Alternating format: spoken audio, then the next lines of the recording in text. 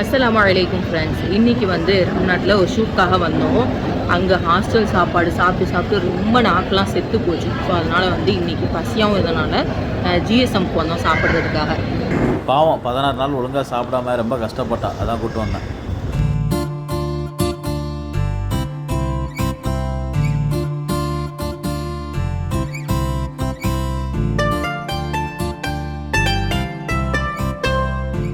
French fries, அப்புறம் சிக்கன்னு, ஹுபுஸு நல்லா சாஃப்டாகி, அது கூட ஒரு மயோ, அப்புறம் இன்னொன்று வந்து கொடுத்துருக்குறாங்க.